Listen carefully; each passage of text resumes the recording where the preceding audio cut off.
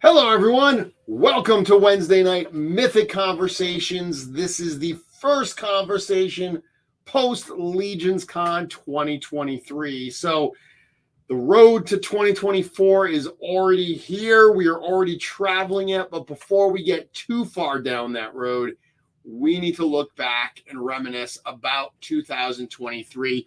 I got a feeling that the attendance tonight, the viewership in the chat, are going to be filled with a lot of friends who we got to see this past weekend who are looking for just a little more LegionsCon 2023 before they actually put it to bed. It was a wonderful weekend. It was a wonderful experience for all of us. This is a big topic. This is something that I definitely needed a guest on tonight to talk about.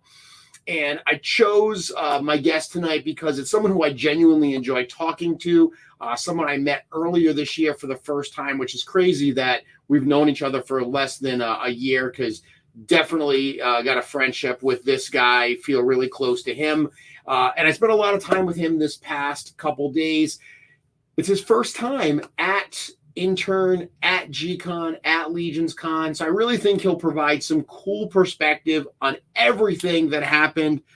Everybody here, please welcome Big Dub. Dub, how you doing tonight? I am doing great, and I am also exhausted, just wiped out, but in a good way. In a good way. Yeah, absolutely. It takes a lot out of you, whether you are, running around like me, kind of trying to play host to, 3 different events, or whether you're just attendee. The amount of time to travel to the event, to actually do the event. You were somebody that took full advantage of start to finish LegionsCon each day. You were in that lobby late at night being a part of the community. So when all is said and done, that is definitely something that will wipe you out. It is. And I even think, our drive, it took me 15 and a half hours Monday to get home. It's certainly not close.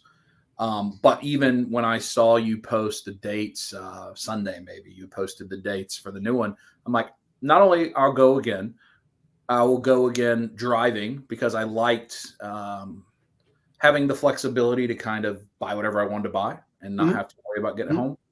But the drive, other than it was challenging, it was also fun to just think about the memories and then the anticipation going down. So it wipes you out, but it's adrenaline the whole time too. The hardest times were when I was absent from the energy, where I'd go maybe sit down by myself, and then you like, ooh. But when you're in that energy, you're in it. You are so in it.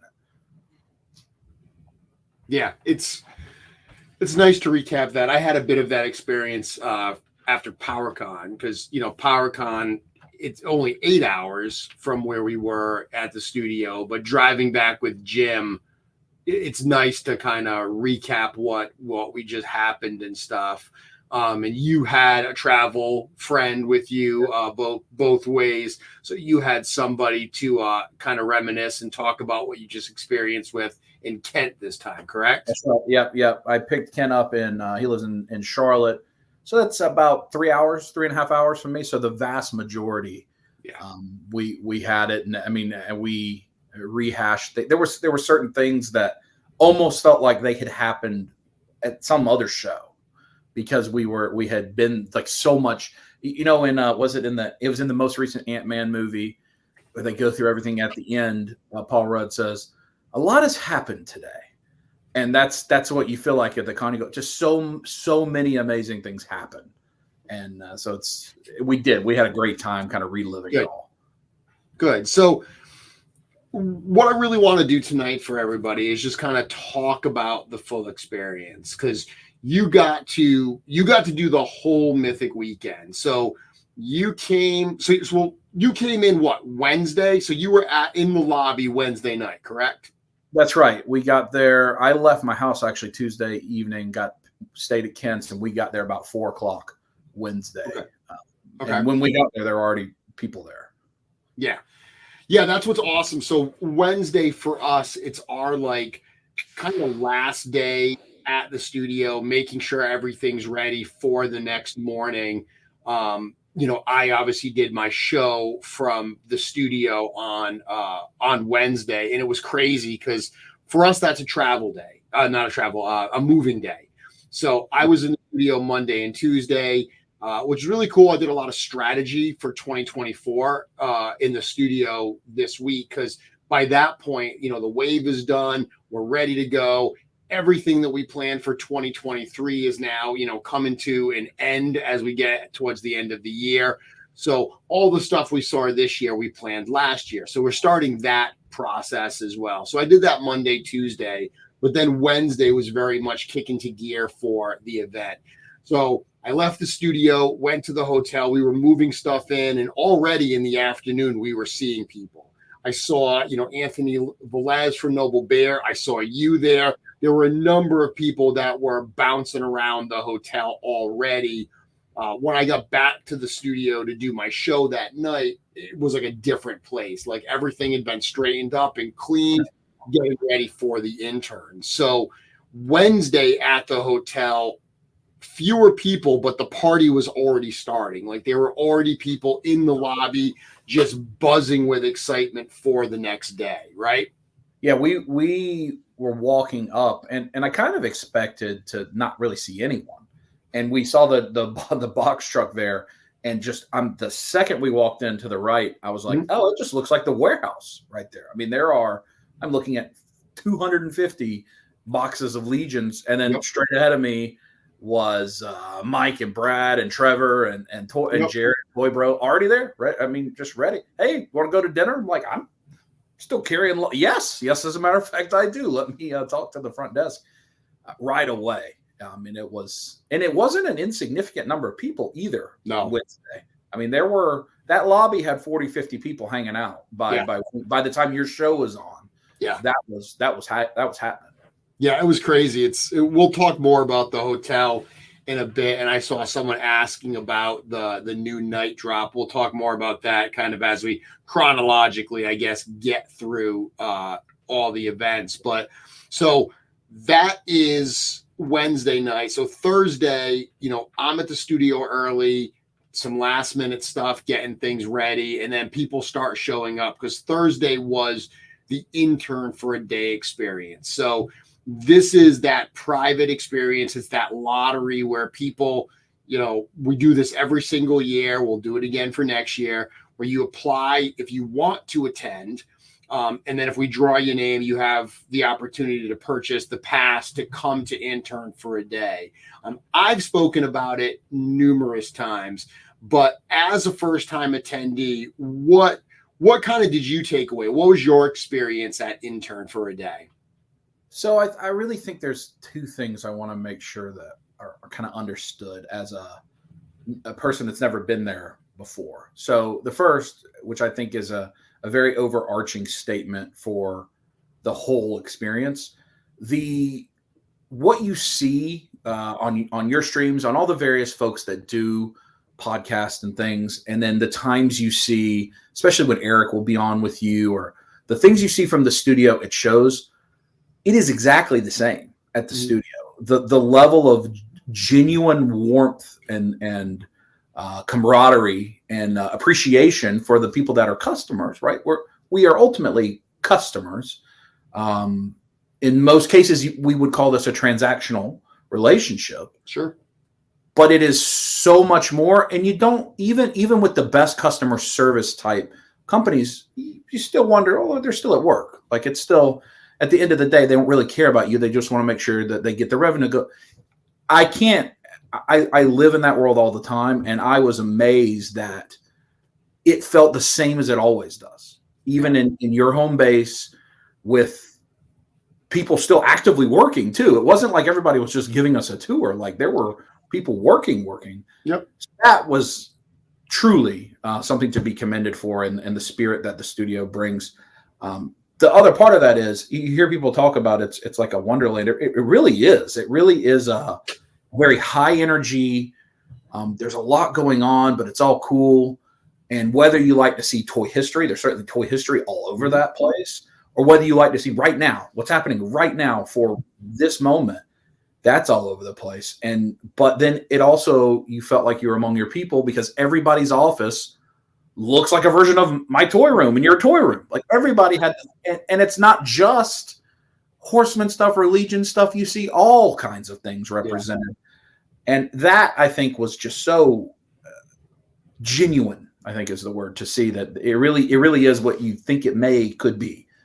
I think I've said before that the place is pure magic. It's absolutely true. It's everyone there loves what we do. You know, I've said before that they've made it a point to hire fans and friends, you know, Joe Vassapolo, Nate Barch, myself, Diego, all super Mythic Legions fans, you know, George, someone they've known forever and have worked with. Every one of us are toy fans, and furthermore, fans of Four Horsemen Studios and the Legion's properties. So that kind of genuine love and enthusiasm very, very much comes through. And it is a very warm and welcoming place, but also a very cool place, because before we went on, you know, we were kind of talking about the tour that you take there, and there's a lot of stuff that you expect to see. Everyone has seen the Wall of Legions, the photo that we need to update, frankly, because it only goes to Aerith there. Yeah. But everyone sees that, and that's super cool to look at because there are figures on that wall that many people have never even seen in person.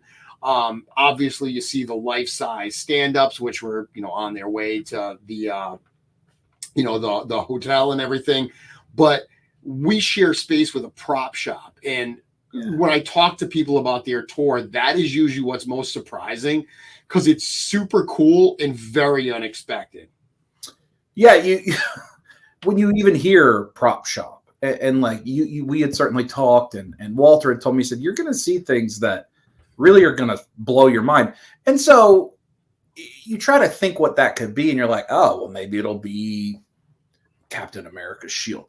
That is such a very low compared to what it actually is, which is almost everything on Earth is somehow in there in some version. And then they were, I don't know what, I don't know if we could even talk about, but they were actively making something, these huge pink things that almost look like circus big tops. And you just see people all over the place and you're going, I'm actually watching part of a movie being made as we just kind of casually walk around and don't seem to be bothering anyone.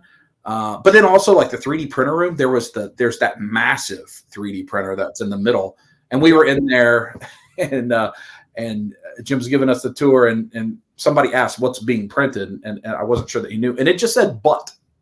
And so then after we saw some of the things that were revealed at LegionsCon, I'm like, oh, it may have been a butt. It may have been a very large butt for one of these life-size figures, you know, could have been. But it is just, I could have spent a considerable amount of time just staring in some of those warehouse rooms and all the cool stuff that's there.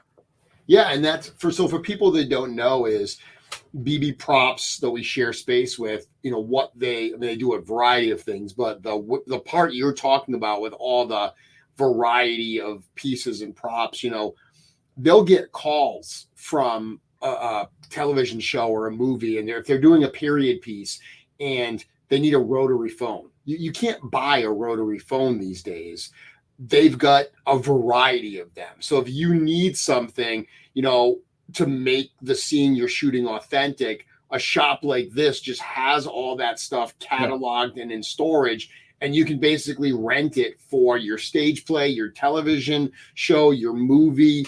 But then they also do custom props. So they do a lot with Broadway it's just a very cool, creative place. The Horsemen have been able to work with them a number of times over the years on projects, and it's definitely an interesting part of the tour to combine the toy shop and what BB does.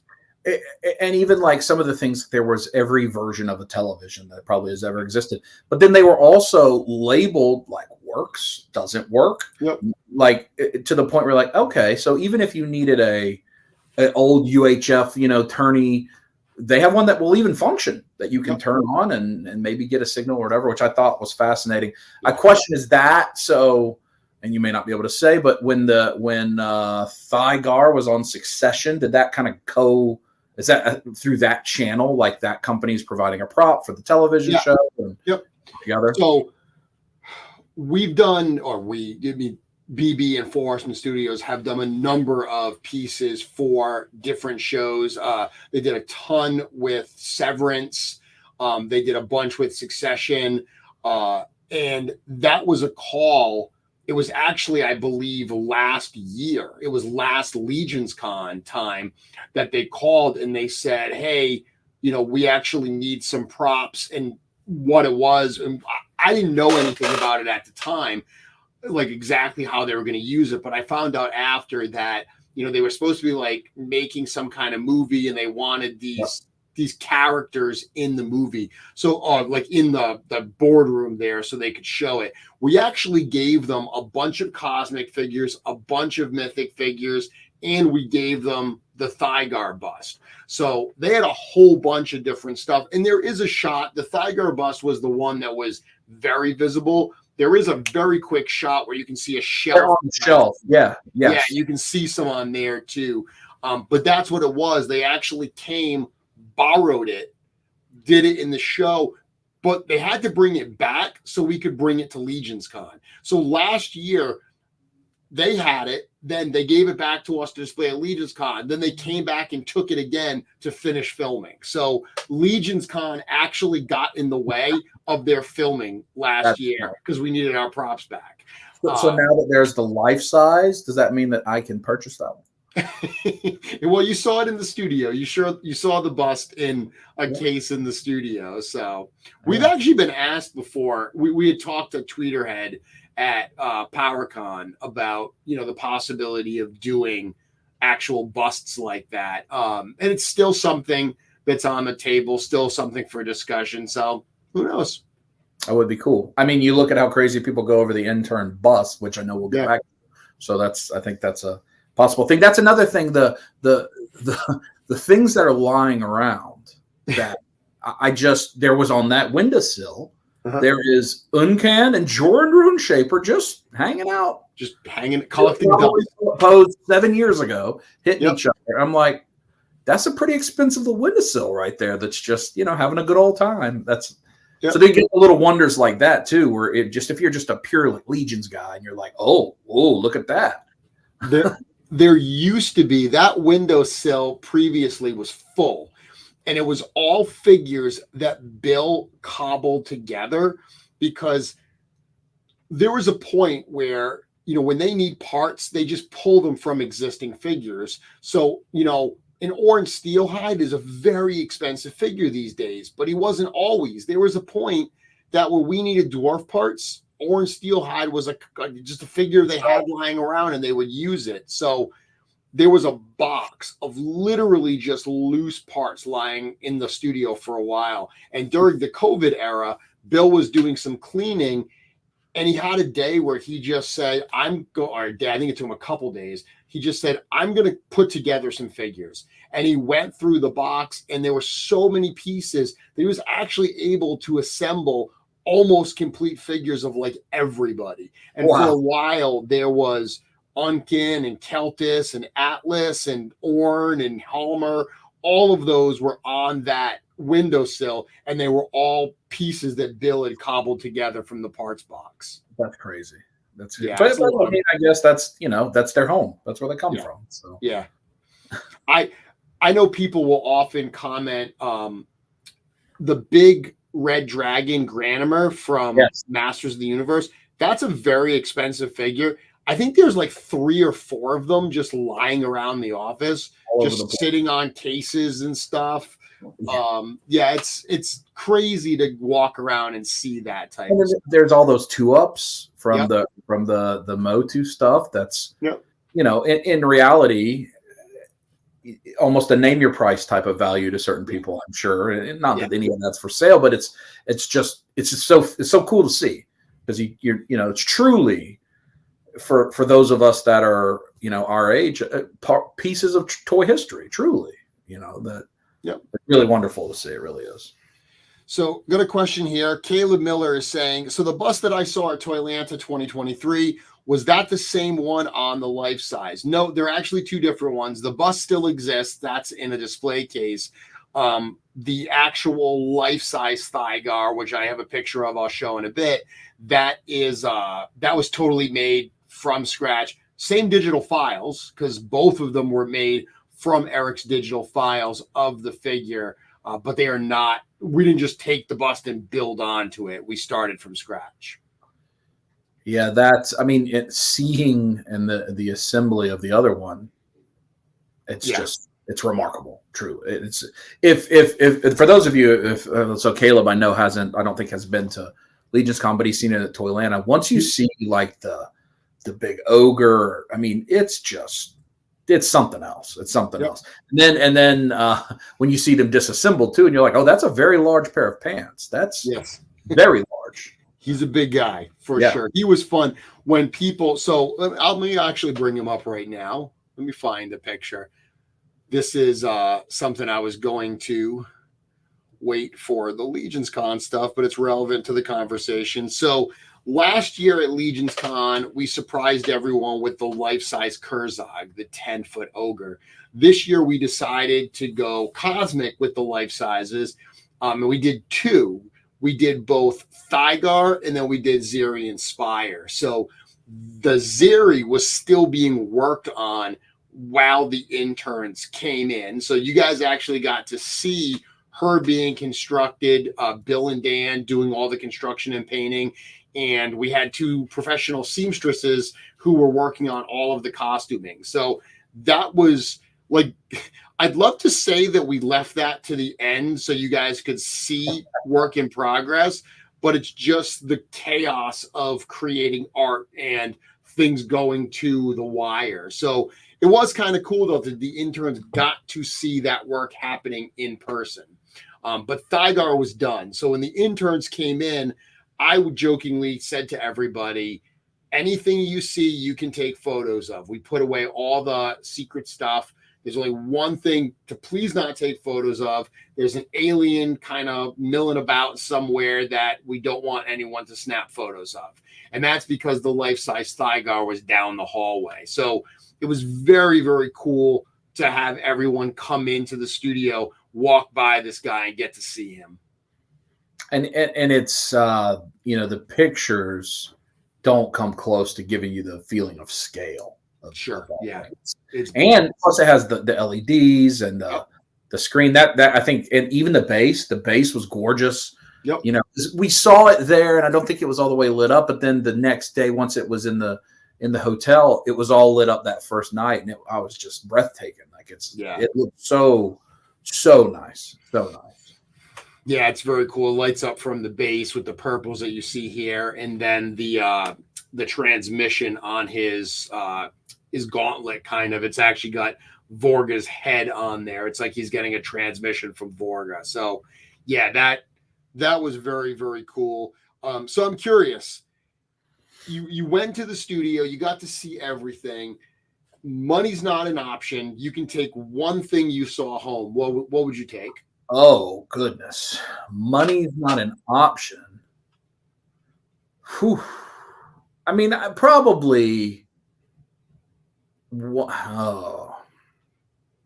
I would probably say like I think there was a Skeletor 2-up. I mean, that's just such a iconic thing. I mean, I would love to have that bust, because there's just something unique about being a part of this part of the hobby and then seeing it on TV on a show that I love, that is truly the furthest place I would ever think Mythic Legions would be. So, but there's some of those 2-ups that are just Yeah. really important. I mean, in reality, if those items weren't as well received as they may have been, none of this may not be here. Yeah. That's very real. So I think I don't know that that's possible though. That's a difficult question because I just love to ask people because there's so much cool stuff. I mean, as someone who's been into Four Horsemen Studios since the earliest days, the 2-ups of the Minotaurs, yes. Those are so cool to see. I've always really found. Did you see Halfnon? Did you see the figure that's half green, half blue? Yes. That's always been one that's funny. I actually really think one of the funny things that's in the cases too is Chris's Big Bird custom. Yes. That one is very amusing. So it's there's a yellow troll. Is that a prototype? Is that that's Brontes. So that is just actually the test shot that they sent us, and it just looks so ridiculous to have a giant yellow troll that it ended up in the case. Yeah. And then you see all the various busts. I don't know, everywhere you go. Yeah. I know we'll jump ahead a little bit. We were in Cameron's painting thing, and he had made the D&D miniatures that were Legions. Yep. And even I just was staring at those. I'm like, man, what a cool thing to have that would be. Yeah, those are cool. Because all of it's kind of one of a kind. All of it. Yeah, it is. There's so much that is one of a kind. Albert astutely pointing out the Vampire Queen 2-up. I answered a lot of those questions because the Vampire Queen series was never produced.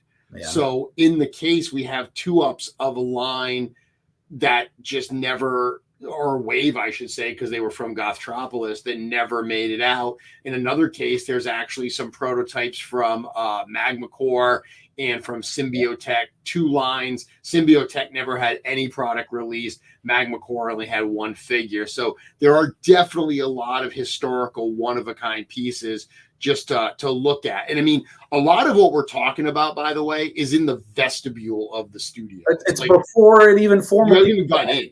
Yeah, it's when bagels were happening. It wasn't even actually kind of part of the experience. It was just here's the lobby. Here's while you're waiting for us to begin, you can look at all of these amazing things that are there. And everybody takes a picture, as did I, with the wall of Mythic Legions. But that, again, like you said, that is like way down the list of the things that are incredible in there. So you get through Intern, you see all the cool stuff. I mean, talking to other people, as cool as everything is, as cool as the tours are and how welcoming everything is, we always get wonderful feedback on every part of the tour. Eric's sculpting demo is amazing to see. Absolutely. Yeah, to sit in there and watch him actually answer questions and sculpt in real time is phenomenal. Cameron and Sherry are always such a delight. I remember seeing David Williams walking out of Cameron's office like starry-eyed, and I was like, was that cool? And David's a wonderful painter and customizer, and he was immediately like, I can't wait to get home and try some new things. And there are some certain techniques and some certain products that he told me to try out and everything. Like, he was amped up because this painter Cameron had just given him some tips on how he could elevate maybe his own painting. So you see all of that stuff. Obviously, Trevor, Nate, and then the tour that we already talked about. That's all great. But even just the energy of being around all those Legions fans, that is, to me, always been one of the coolest parts of Interns, that everyone is so excited to be there and you get to share that together. Yeah. And because it's not the largest hobby or fandom in the world. So the chances of going to the grocery store and not even realizing that there's not another Mythic Legions fan, and they're probably pretty high. They're not as high for a sports team or something like that. You're probably going to but to be in that where everyone is so excited for the same things you're excited for, is a tremendous amount of energy. And like you said, watching Eric, I was amazed watching him sculpt and just field the questions. Like, what a remarkable talent that he has to be able to field any random question while just continuing along and being done in 45 minutes. And I will say with Cameron, one of the things that is really struck me was you think, okay, well, we're going to go in here and they're going to have this unobtainable set of tools and paints and no labels. And you're not going to, it's like, okay, yeah, they do really cool work, but I mean, they're using a Ferrari. I can't afford Ferrari. You're using the same stuff we can use. Like, everyone was doing the same thing I see on your videos. That the same thing it looks like when I try my hand at it with the same little Amazon magnifying glass. And he's like, oh, I get this airbrush for $80 on Amazon. He's not using a $50,000. Nope. Like, and it's producing these stunning results. That really resonated with me because it's like, okay, this is real. Like it's talent that's producing this. It's not tool necessarily. That was surprising to me. But yeah, as much fun as just having lunch, eating pizza, you guys had the dessert truck, which was excellent. All of that, and seeing people people you don't know, and hearing the questions they ask. I think it's fascinating. I bet when you guys talk after the fact, it's interesting to compare notes about what was a unique question, what was new. Well, nobody's ever brought that up before. I think that was interesting. Yeah, we absolutely do. We kind of recap it after and talk about the day and any memorable questions or interactions. But yeah, we always love Intern.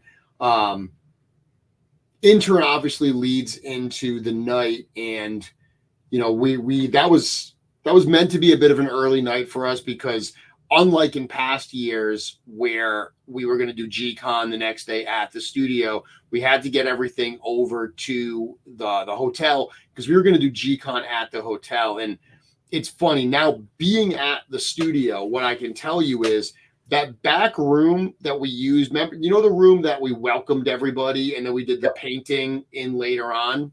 Yep. That's where we did Gcon the last few years.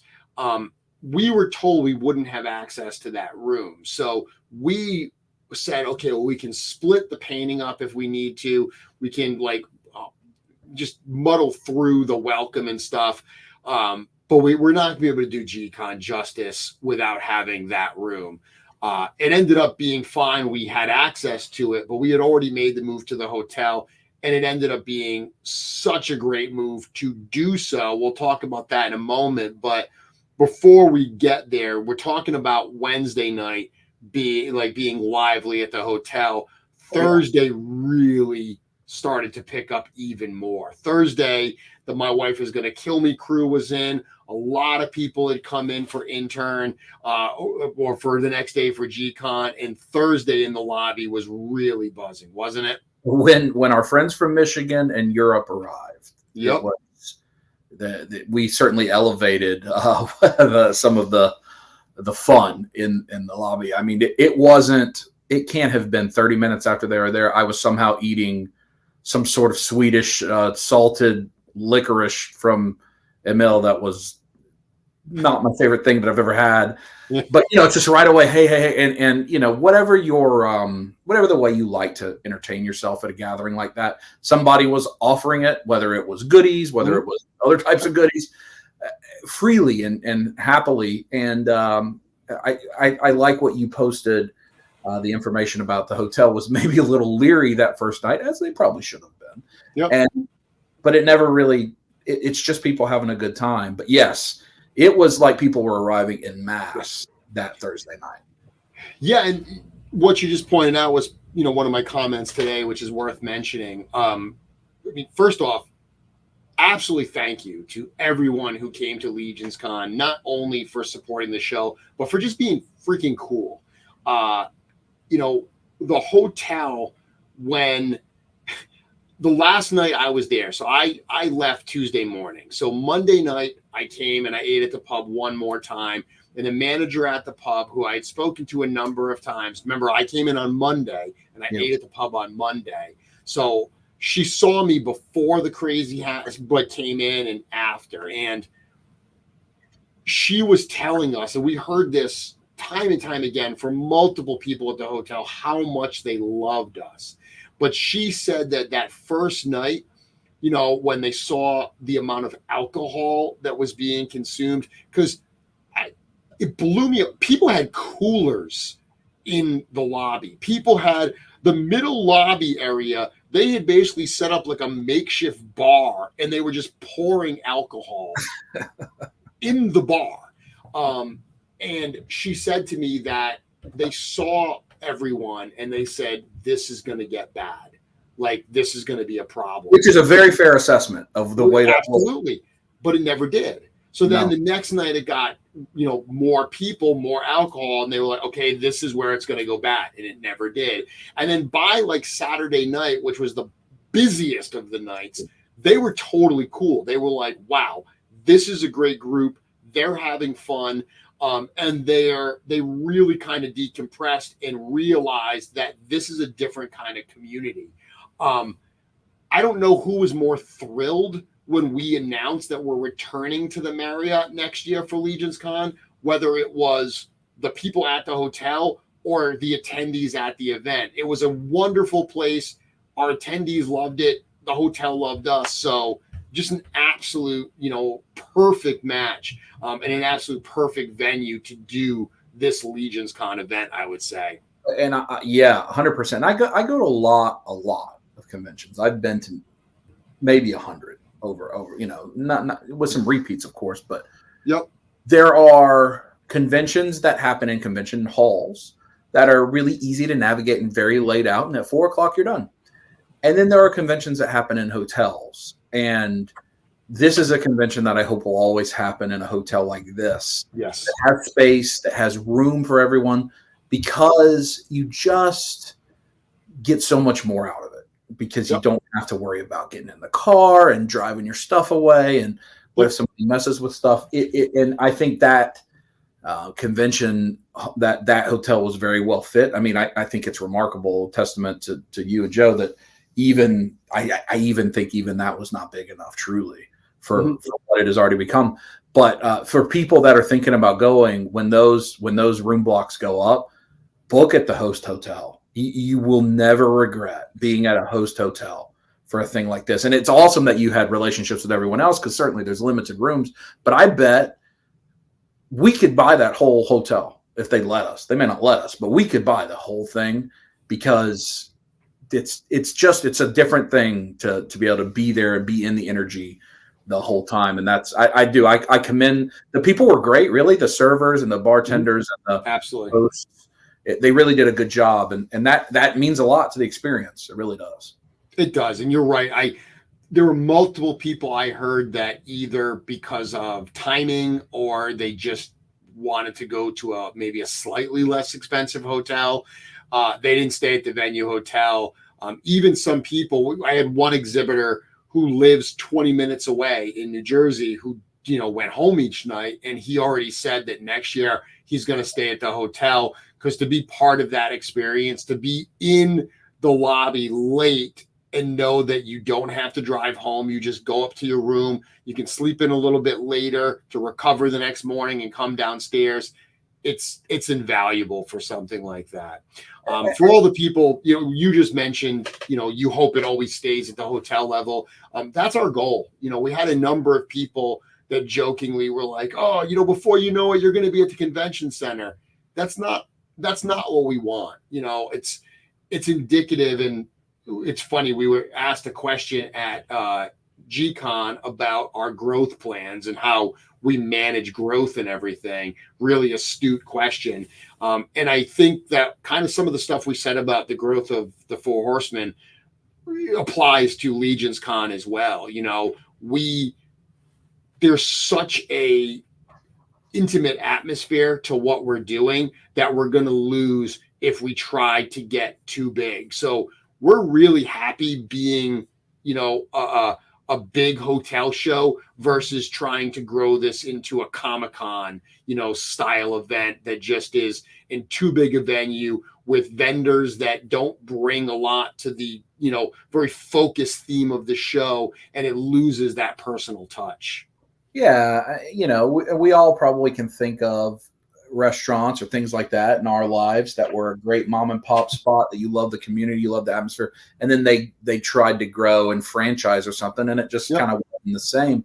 And I mean, both the toy line and the con and the community in my opinion, are thriving because of that, because of the circular nature of how everybody feels about everybody and how welcoming everybody is of everybody. And, you know, even things like exclusives, which certainly, you know, sometimes can push people the wrong way. There were plenty available. There are more going up for sale later in the week. Mm-hmm. There's slightly different versions that are going to be, you can buy as many as you want. So even those things are handled in such a way to build and not break down. Yeah. And that's important, right? It's community over bottom line is the way it feels. And I think that's really important. So this is a shot that I took Friday morning. I was absolutely buzzing on Friday, had to get downstairs and get started. So I set up all the banners that we had for LegionsCon. This was kind of coming out of the main lobby where if you were staying at the hotel, this is the hallway you had to go down to get to the event space. If you were coming in the front doors, this was the hotel, you know, kind of hallway. This was before, obviously, the Thygar was set up and the display cases were set up.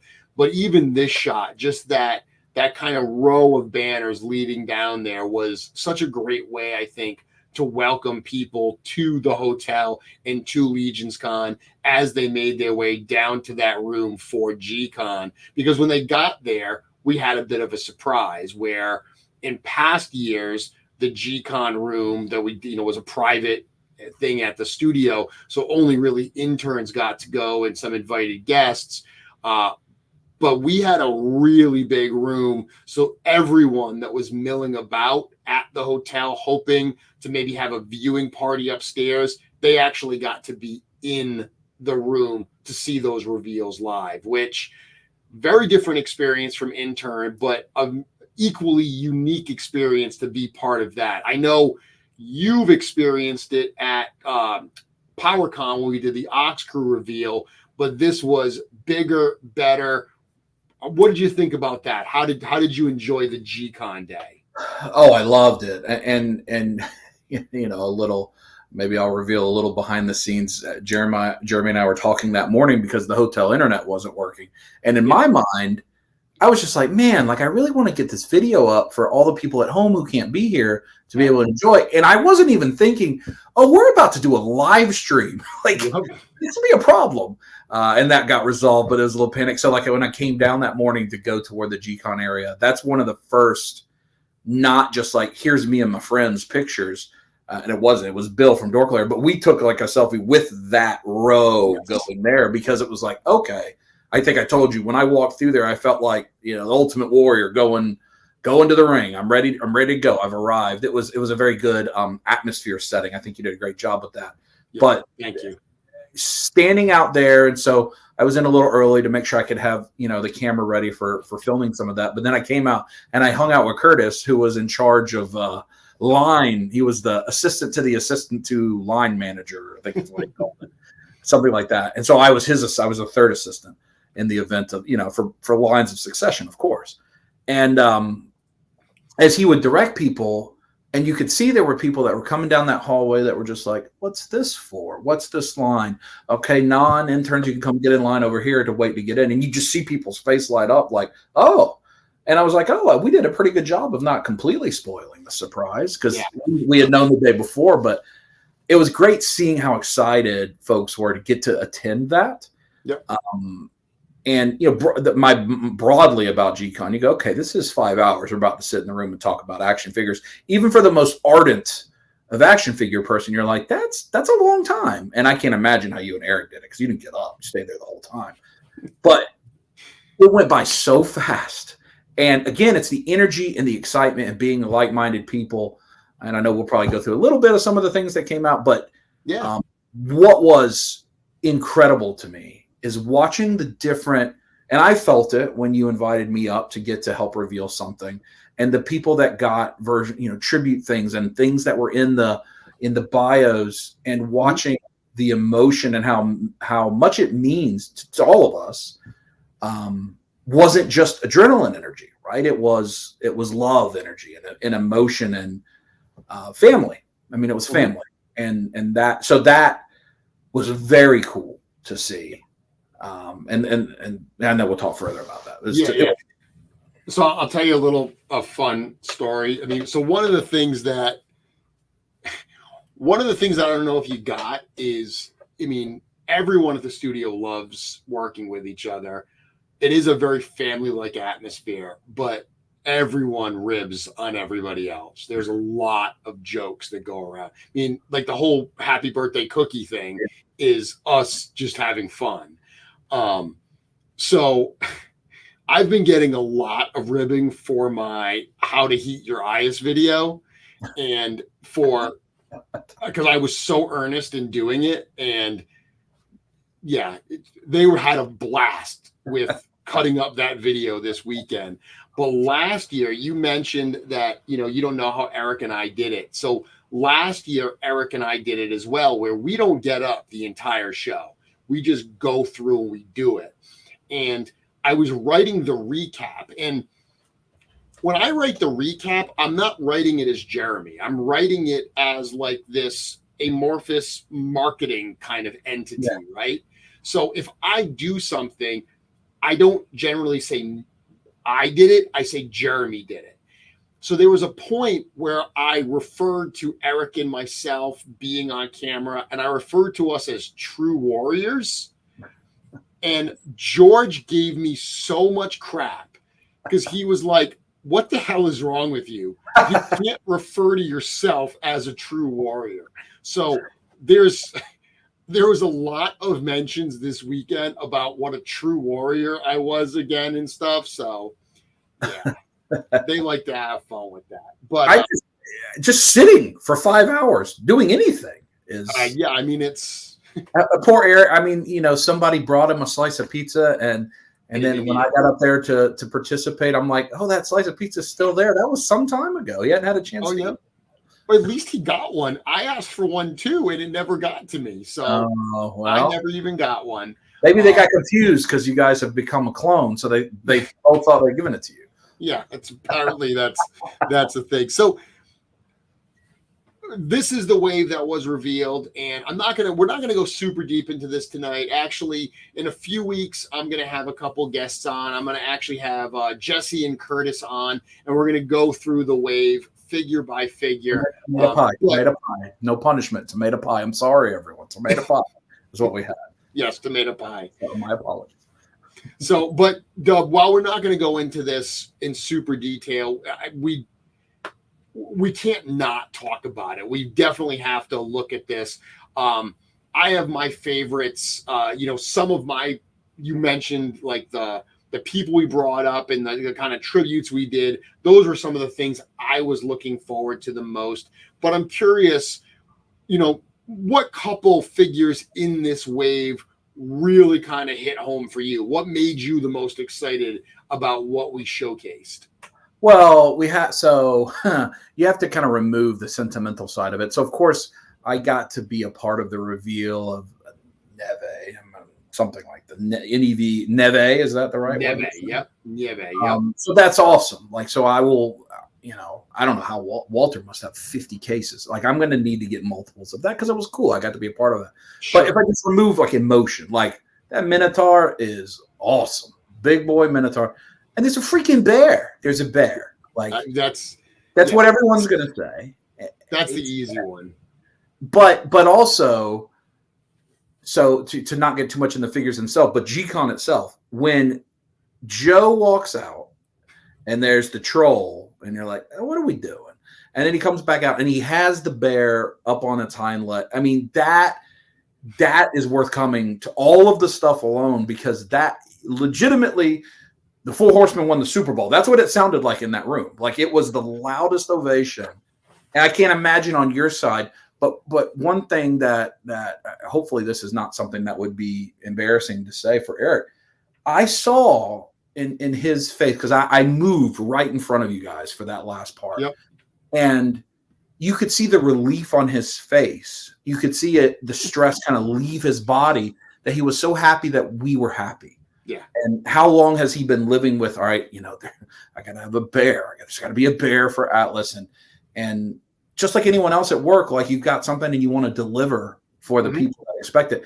And in my mind, I'm like, man, you're the best. Like, we know you're going to deliver. Like, but to watch that combined with Joe holding it up like it's, the power of Grayskull and the crowd reaction, that was an amazing moment to be sitting right in the middle of. Because all the emotions that were evoked by a toy bear up on its legs.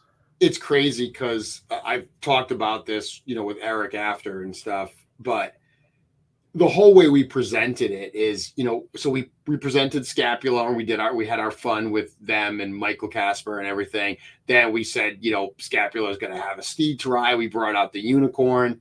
Then we did Atlas. And I mean, Cornboy has said before that Atlas rides a bear. So everyone kind of expected we would do a bear, but still the idea of doing to scale bear was so crazy that so many people were just like, yeah, they're not going to do it. Like, that's nuts. So we had fun with that. And we kind of said, we've always said Atlas rides a bear, but we genuinely had to think about, whether it made sense to do a bear and all new tooling and all that. So we kind of tried to downplay it. Like, we were going to say, you know what, it just wasn't in the cards. So we're going to give him a horse instead. And then, obviously we, swerved. And so we gave you a bear. And when Joe brought the bear out, not even the standing version, but we just brought, the room erupted. Like, people jumped out of their seats. Yeah. And I mean, it took my breath away, Dub. Like, I looked at Eric, and in that moment, we were both just kind of like stunned by the reaction that we got in that room. I love hearing that because it's deserved by the people that are working on these things and building up to these moments. Yeah. For the people at home, go into whatever app you want and search whatever meme or GIF for like crazy dance reaction. All of those will apply. All the ones you've seen would all apply. I mean, there were people, everything, but it was. I think it exceeded even whoever may have had the loftiest expectations for whatever that bear could be, because it's not like it's just a static piece. It's not. I mean, it's full deal. It is.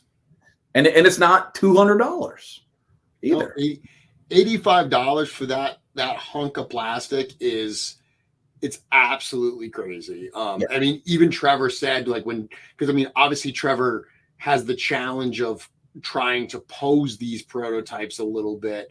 And it is a challenge. Even he said the prototype for the bear moved really well. So he can't wait for the actual bear, which is only going to improve the posability of that. But the other thing too, that we had mentioned, you mentioned the standing version, and we talked about it on the show, but genuinely, we weren't going to do that. Like, we said, yeah, it can kind of stand if you make it. But when we started trying to pose it, Eric realized that the head wouldn't kick far enough forward to look natural. So that whole like extra neck piece, that was literally painted the day before. That was painted on Wednesday. We got that all painted up before everyone came in for Intern, because Eric had just finished it. And it's not like it's a little piece. Like, it is a massive neck adapter to actually get it to go like that. Yeah.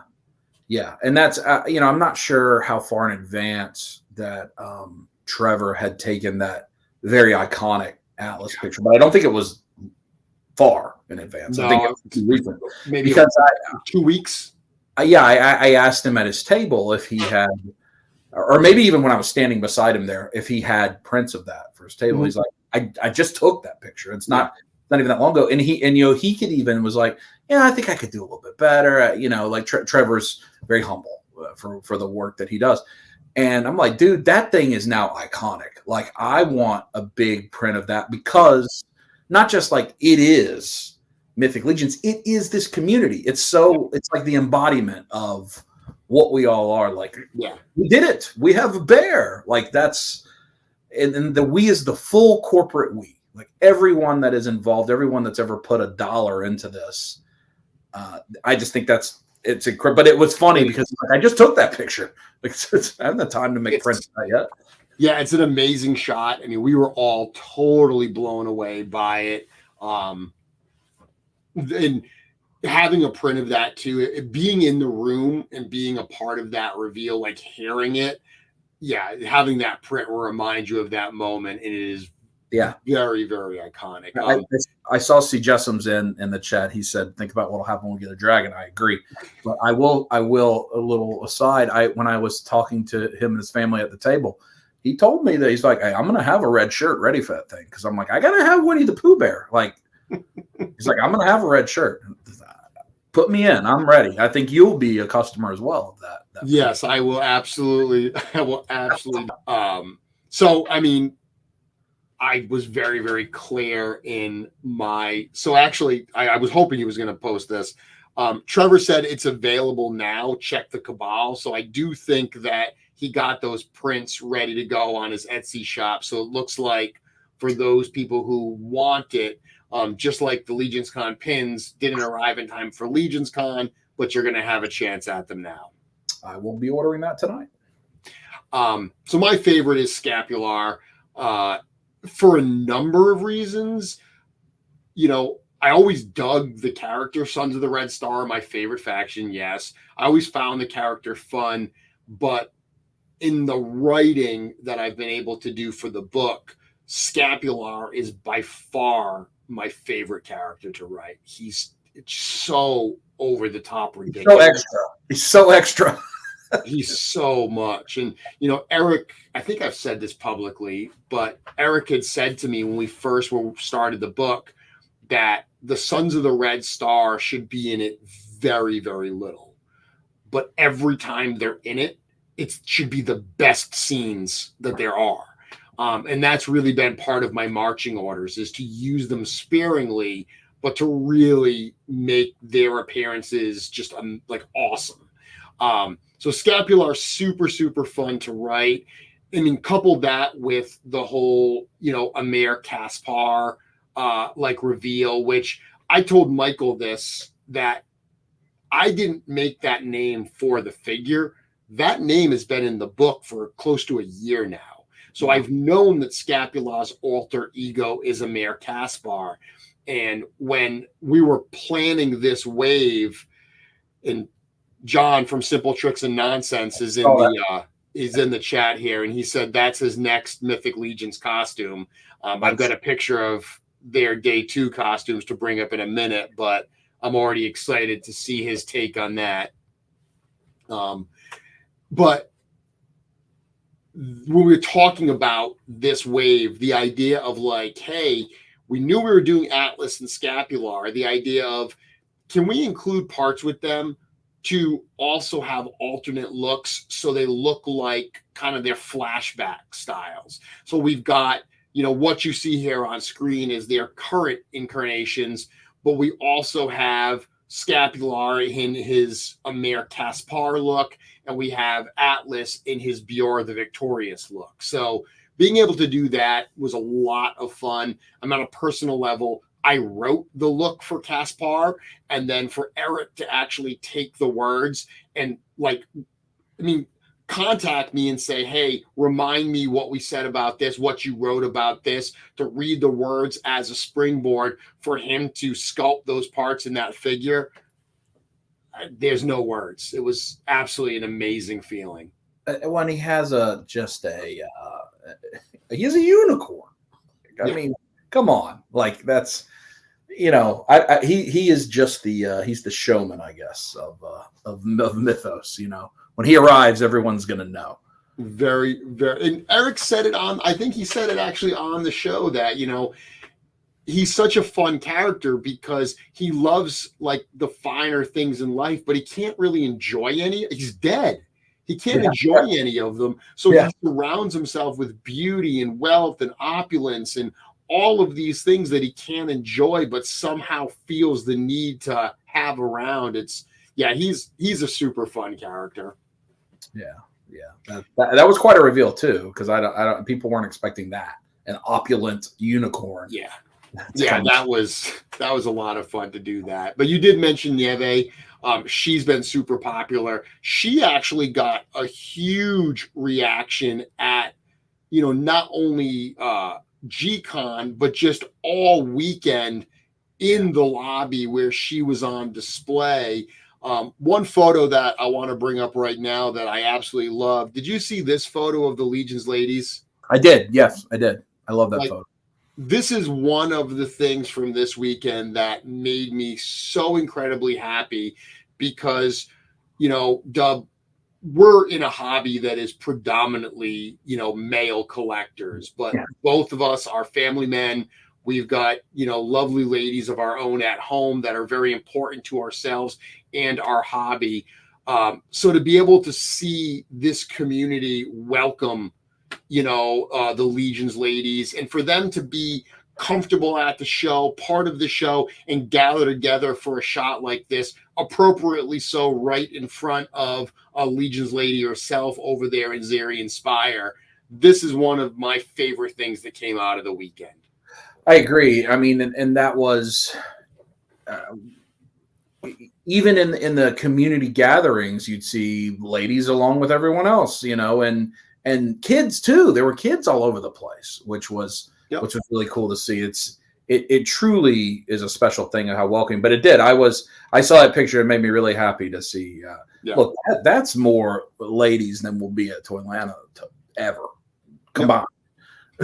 I'm telling you that, or any of the GI Joe shows that we have down here. So that's it was really cool to see, and I got to meet so many people's partners, wives, significant others, whatever the case may be. That I think Nolan collects he had his wife with him, and she was there working. I don't even know, you may even haven't heard the story. You should talk to Nolan. She was working, so she came along to hang out, but she was working. By the end, she's ordering a figure, and made a beautiful post in the Cabal, and this is a full convert, so to speak, right? Which is again a testament to just how amazing that the whole weekend is, really. Yeah, I had some time to talk to her as well, and both her and Nolan very wonderful to talk to. And stories like that absolutely warmed my heart. I heard a number of stories this weekend. Actually, I'll bring up this one on the topic of Legion's ladies. So these were two of those Legion's ladies that I got to talking to in the lobby. I think this was actually Sunday night after the show. So this is Mitzi and Jackie. I forget how she says her name now, but I'm live on the air and I'm drawing a blank. It's either Jacqueline or Jackie is how she says her name. But two incredibly warm, wonderful people that were just telling me about their friendship. And these two were thick as thieves all weekend. They were always together. And it blew my mind that they had never actually met before this weekend. Oh, wow. That is crazy. So I thought they had come together. I know, right? So apparently they know each other from the Legion's ladies group. Jackie actually contacted Mitzi and said, "Hey, I think I want to go to LegionsCon. I'm going to get a hotel room. Do you want to be my roommate?" And Mitzi was like, "Yes, I would love to do so." So they met up at the show and just hit it off so well, to the point that Mitzi was talking about moving closer to Jackie so they could do more stuff together. Absolutely amazing. And I mean, Mitzi had tears in her eyes Sunday night because she was just so emotional that it was about to be over, and we got a lot of that. There was actually a lot of emotion in the place on Sunday night because it's amazing how much this community means to so many people. We hear so many stories, Dub, of people who either through their personal lives or through their jobs or, through some set of circumstances, they have difficulties they're dealing with. And, this community, even this show, I've had people tell me that listening to me talk on this show and the positivity that I try to bring help them through some tough times. And, you know, at the end of the day, we never started any of this to do that. We wanted to make some cool toys, but the fact that it's become this is absolutely the best things that we do. I say it all the time that as much as I love the toys we make, it's really the joy that I think this brings to people that is our true accomplishments. That's the best stuff that we can do. Well, everything that we do, I think that's kind of a corporate statement, period. Everything that we do as people is to feel connection to something in some way, shape, or form. And so, you know, the toys, the fill in the blank word of your hobby is the connective tissue to help you find your people, to find your circle, to find your something. You know, I think there are probably very few people that collect Mythic Legions. All they do with them is sit and play with them by themselves, and that's it. That's the extent of their fandom. It's not what this is. I will say that those ladies also were pretty heavily contributors to the cooler situation that we were talking about earlier. They were. They were fully engaged in that aspect as well. They were, which was wonderful to see. I mean, just full. That's and I bring that stuff up not because of anything other than everybody was doing the same thing. It wasn't like there was a group of ladies here that felt safe to go be by themselves. Everybody was just all together. Everybody was just all together. It was like I said, it was absolutely something special. I saw someone earlier when I was talking about how the hotel loved us, saying that, like, you know, our community polices itself, and it very much does. You know, there were multiple people that had a little too much to drink, but other people took care of them, made sure they got to their room, made sure they were safe. And that's what it's all about. Yep. So this photo here, LegionsCon is really hard to take a photo of. It's a big room. Like, I tried to get like a panorama shot. I love the fact that in here we get to see, you know, Jim and Eric having a conversation in the corner while Cameron works line security. You can see the line that like stretches down the corridor over there. It's kind of fun, but you walk into that room and I got to tell you, this is your first LegionsCon, but the way that exhibitors elevated their displays, their products, their presentation, everything this year was absolutely top notch. Walking through that floor, I mean, you walk that floor multiple times, and it was just jaw-dropping, the level of talent that was on display, wasn't it? Oh, I think the first thing I said to you once setup had progressed, and it wasn't even finished, had progressed, was my pocketbook is in trouble. Like, this is somebody posted yet a day or two ago, start saving now. This is the truest statement. Whatever you are able to allocate for it, start allocating it now. Start looking for it now. Because I was certainly I came prepared, and I wasn't light with what I acquired, but there were still things I did not acquire because I'm like, okay, I just, you know, like these were the artists and these were the things that I knew going in I wanted to make sure I hit, and I can't go any further.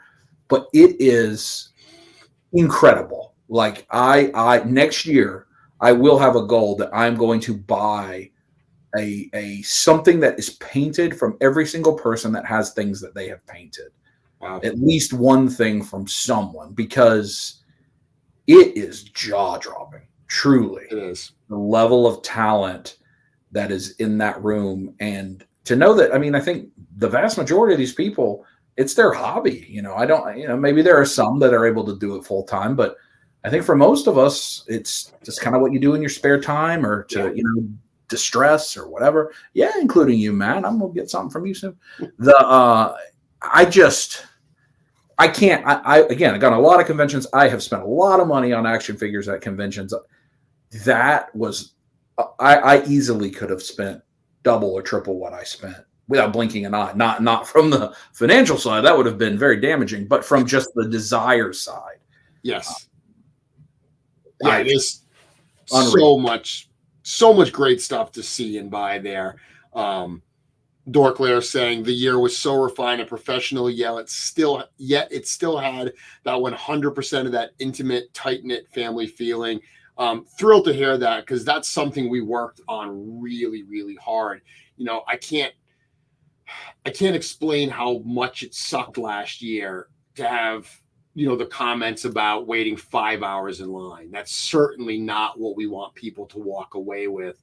And even though we fixed it on day 2 last year, there was still that kind of stain of, oh, day 1 was really rough. And I mean, you weren't there, Dub, but the line last year, because we had both of the exclusives and the Four Horsemen together, there was a point that Joe Viteri and I were walking down the hallway, and they were much narrower hallways with boxes of exclusives saying, if you're paying with cash, I'll check you out right here. Like, we were working the line to try to move it quicker. So we knew going into this year, we did not want that to be the story. We worked really hard on the way we were going to flow the lines. The Horsemen invested in those scanner systems, and to hear everyone talking about how smooth everything was, look, there were some bumps in the back. Like, we definitely had to, juggle a few things,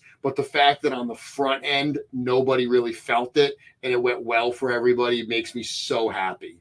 Yeah. I mean, I certainly wasn't there last year, but there was a fair amount of commentary that it was a challenge to wait in line. And, our community is also one that is very positive, and people don't want to say a lot of negative things. Yep. Seeing that goes, okay, this was probably a difficult thing for some people. Yeah. And so I didn't know what I was getting into, and I'm like, you guys did an excellent job. Because not just were there separate lines, they were far away from each other. So you couldn't it wouldn't even interfere with you going to the bathroom. Like, nope. That was really well done. And I think it allowed for people to properly prioritize, because the main thing it didn't do was it didn't make it hard to walk in and out of the main hall. You could always get in and out of the main hall without waiting in a line. Absolutely. And so, versus like, oh, I got to wait in line to do anything. Now, that's not true. Somebody posted earlier, you could have not spent a cent and had a wonderful time. And that's true, because you could just get in and out of the art exhibits forever. I think the logistics side of it was tremendous. And the team at all the tables, both the Horseman table and Joe's table, like that, they were professional and organized and getting people in and out. And I mean, there's still people that are going to be upset because whatever, but sure. I thought it was really well done. Yeah.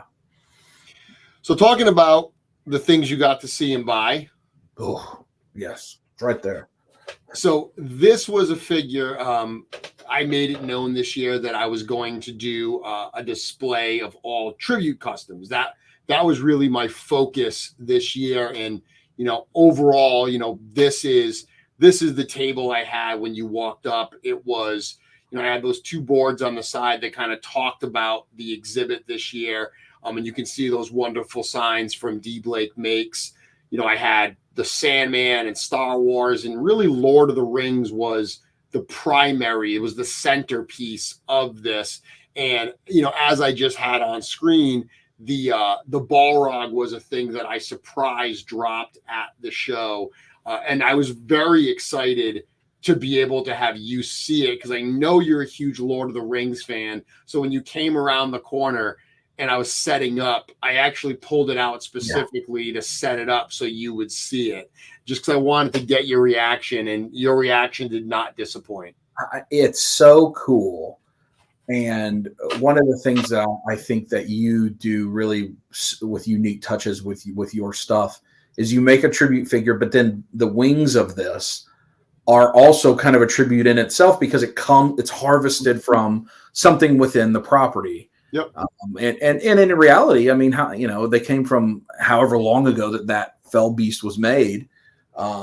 Maybe one of the first ones that's something like that, because there's not been a lot of stuff made from Lord of the Rings.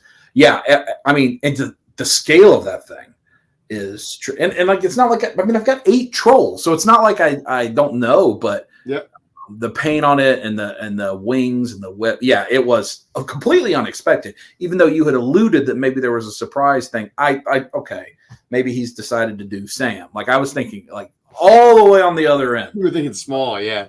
Yes, because I knew it wouldn't be Sauron because we talked about that'll be later. I mean, a Balrog, come on. I mean, that's so awesome. Well, the thing is, so you did go home with it. You've posted this already. Yeah. I made it, and I knew as much. I loved it. Like as much as I loved how it came out, it is exactly what I wanted. But I knew that I didn't have room for it because I was like, if I display that, it's going to have to go on top of my Detolf. And the tops of my Detolfs have so much on them already that I'm going to have to sacrifice so much. So much is going to have to come down, especially with that wingspan. So I kind of went to LegionsCon expecting that he wouldn't come home with me. And I actually did get a few offers for him. But I was thrilled when you were looking at some of my work and it was very clear you wanted to buy something that I had worked on. Yeah. And you were looking at some of the customs that were over at the Legion shop table. And I said to you, if you're going to buy something of mine, buy something you actually want. And you really wanted the Balrog and the Ring Wraith that I did. That was a tribute to the old Knickerbocker, figure for that character. And you walked away with both of them. Yeah, and so I did. You were actually the final person that I purchased from for that reason. Like I had created a list. So one of the things that you heard everybody talk about on all of the various roads to LegionsCons is kind of have a game plan for what you want to do. And so I had a list of the folks that I wanted to buy from and different people that had me on their shows. I wanted to make sure to support and all these different things. Also pictures, like I want to have pictures with everybody. So I tried to make a list. But I had at the end, and my note specifically said, buy something from Jeremy. Is he willing to sell? Find out how much. If not, still buy something from Jeremy. Because I wanted, I picked up something recently from someone else that was selling. But I wanted something that was, for our relationship. And I'm certainly very grateful for all the things that have happened over this past year that was bigger than just, oh, that's cool. He made a cool piece of art. And so Lord of the Rings is obviously my most important fandom. So having a reveal piece that was a surprise is awesome. And then also having a tribute to one of my most important collections and the Knickerbocker Lord of the Rings and, tying back to my childhood. It means so much more because not only is it awesome, but it comes from my friend and somebody that I really treasure the relationship. And I think, so now when I look at those things, it's not just like, that's a great piece of art. Or that's a cool figure. It's a man like that. What a great moment in life that is. So I'm very, very grateful. And they certainly are, they're not part of the collection. They're part of the home, is I view it. I appreciate that. And again, as I said, both, publicly and privately, I am so happy that it went home with you. There's always a little bit of a sting when you sell a piece of your art, but that sting is much, much lessened knowing that it's at a good home. Yeah. Yeah. And I did offer before we had decided you would sell that we could do a custody situation if needed. If we needed to have it spend weeks back and forth. I was willing. Sure. So beyond the debut of the Balrog, I told a lot of people this, but doing the tributes this year, one of the reasons I did it was it pushed me to do the Sandman, the Endless from Sandman.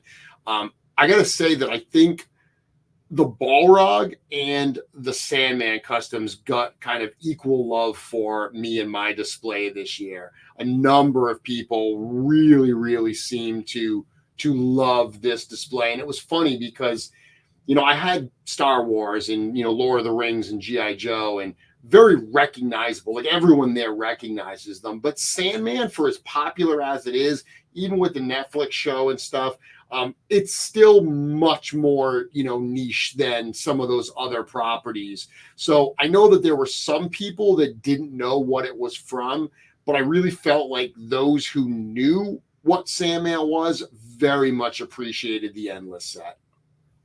And it's I think the thing about Sandman and Neil Gaiman stuff, it's niche, but it is beloved by the nerdiest of us. Yes. and so it's not Spider-Man, right? It's not a thing that like broadly has crossed over, but it is in the upper echelon of stuff. And I mean, honestly, I think in terms of pure art, that these were your best. Like they were just truly gorgeous pieces that, I certainly have an emotional attachment in a different way to the other things, but they were just really top notch work. And that's when I saw those in person, all of everybody's, but when you see these things in person, and I think you probably caught me one time, I wasn't filming, I wasn't talking to anybody. I spent like 10 minutes looking at your display, and I was just getting in and kind of looking at all the details and just appreciating just the level of love that you put into those things. And I think that was, and you had from Baba Voss, I mean, you had very kind of obscure things that I thought was, sure, the Star Wars stuff looked great, but the other stuff I think was cooler. Yeah, it was definitely a mix of stuff that I genuinely really love. So a few other things I want to, because we're getting up on 9. Do you have a heart out or anything, Dub? Because I feel like we're going to go a little bit longer tonight. I'm good. Yep. Excellent. So we absolutely have to talk about John and Rebecca. Mm-hmm. I mentioned them earlier. John was in the chat and everything. But we actually met John and Rebecca at Toylanta this year, which is where you and I got to meet for the first time. And they blew us away at Toylanta when they came up dressed in their deluxe Legion builders, the skeleton and the goblin. They came up dressed in those costumes, and we were so incredibly blown away. It was at that event that we said to them, would you consider coming up to LegionsCon? We would absolutely love to have you there. And they agreed. And, if they would have come up and just done their original costumes, we would have been happy. But the fact that they went and did a different costume each day and did such wonderful, costumes for day 2, as we see here, John nailing that Red Death, wasting no time in getting that latest Figura Obscura release costume done. And then Rebecca, just a wonderful, wonderful Alithia. These two took people's breath away. Oh, yeah. So the first time I saw Red Death, I was coming out of the restroom. And so it was framed, and I just saw him walk by. I'm like, did I die in the, like, what did I just see? Because I had not seen them. I knew they'd be there, but I guess in my mind, I didn't think that would be what was the cosplay, because it's so recent. Like that's, I know how long some of these things take to make. Yeah. And so then, when they went out and they were in front of Kurzog and you had all the people lining up and the guys were taking pictures of them. That is a tremendous, really. And I see a lot of cosplays, and that, again, how cool is it to see, our little community that has folks that are as talented as they are, because you go through their Instagram and you see just some tremendous Thundercats stuff and Masters and so forth. And really breathtaking. I used them. So my big LegionsCon video is Sunday, and it's almost 3 hours long for those that need one more dopamine, adrenaline rush. That I had to use them as the thumbnail, like a picture with them. So I'm like, you got to. This is it. This is what it is. It really was. It was breathtaking. Yeah, and they brought something, because it's fun, because one of the things that we talk about really, really loving is the stuff we try to bring to LegionsCon beyond. Yeah, there's a lot of toys. Okay, we have a massive table of product, including some surprises. which we'll talk about in a few minutes. But the idea, like the reason we do the life sizes, let's be honest, there's no return on investment for those life size figures. You know, we make them, we're not selling the darn things. So they're super cool, but you came to LegionsCon anyway. Those display cases we put out, all of that stuff, it's because we want LegionsCon to be an experience. You know, we want you to come in and not just be like, yeah, I walked the show and then, you know, that's about it. The fact that there's so much to see, and John and Rebecca became one of those things where, I mean, they're living action figures. Like the attention to detail and the love they put into these creations is absolutely staggering. I mean, Eric's face lit up when he saw the two of them, to literally see. I mean, Eric has become a very good friend over the past few years. He is someone who I relate to on a creative level more than anyone I've ever met. To see his face when he saw his creations come to life in their cosplay was priceless. It's something I will never forget. Well, you get, I mean, I can only imagine, because you get, here's an idea, and then there's a level of, I've now created my idea in ZBrush or whatever. And then there's the, oh, now we have a prototype. Oh, now we have a production. Oh, people are buying this. Oh, now people are turning it into their own custom. Oh, wait, now people are cosplaying as this. Mm-hmm. Like that evolution of the creative affirmation must really be something that I don't have anything in my life that is that kind of experience. And that's, I mean, I really, it's such a cool thing. It really is such a cool thing. And they moved as though what we would imagine those characters move. I go to take a picture with them, and I'm thinking that, oh, maybe I'm in their way. And I'm like, oh, no, they're just moving in a way that is representative of the character. It's not that I've bumped something or something like that. Oh, yeah. I mean, look at their hands in this photo. Even John was asking me at one point, how do skeletons in Mythic Legions move? Like, he genuinely wanted to know from someone who's writing the lore, like how he should move as a skeleton. Should I shamble? Should I move regular? And, you know, we said, no, these skeletons are animated through magical means. So the life is unnatural. So they move like they're alive. They don't move like they're dead. They're not like, you know, your typical shambling zombies. And the fact that he took the care to ask that question, absolutely, you know, wonderful. He's in the chat right now, or they're in the chat. Says, we imagine ourselves in the scale of toys and wish the toys could be as big as us. Life-size displays sort of give us that experience. So absolutely wonderful. Again, they were, not only were they cool to have there from a visual perspective, but such incredibly cool people. They got to be they were there all week. So they were at LegionsCon, Intern for a day. They were at Gcon. My wife actually loved talking to the two of them. She was fascinated by the work that they do and just enjoyed spending some time getting to talk to them about it. So super wonderful to have them at LegionsCon, and certainly looking forward to having them back in future years to see what other kinds of costumes they're going to bring. Yeah, I you know, DragonCon is our huge show here, you know, our 6-figure attendee show, but it also, you know, I think it's known as one of, if not the most prestigious cosplay competitions in the world. And I would love, and I can certainly help them out with this. I know some of the folks there, to see them bring Mythos or Cosmerium to the DragonCon Masquerade cosplay competition, because their work is as good as anything I've seen there. And that's absolutely, I personally would love it. I would love to see that walk across that DragonCon stage and to see the representation. So that's truly, I mean, it's, and I don't, you know, it's not just because it's cool to us. These are amazing. Like, these are amazing. Yeah. So one of the things that I brought from home that got a huge pop this weekend, do you know what got a gigantic pop for me? I do not. Oh, I was in the room when that happened, actually. Yes. So, and it was so funny because it was such a last minute like addition to my bag.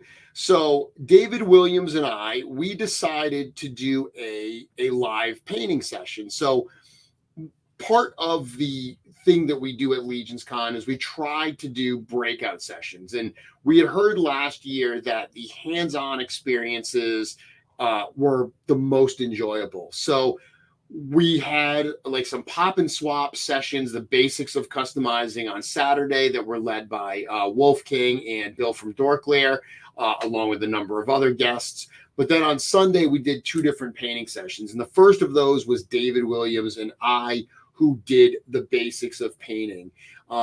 I absolutely love David. I had a wonderful time hanging out with him both last year and even more so this year. So I couldn't have found a better partner to do this with.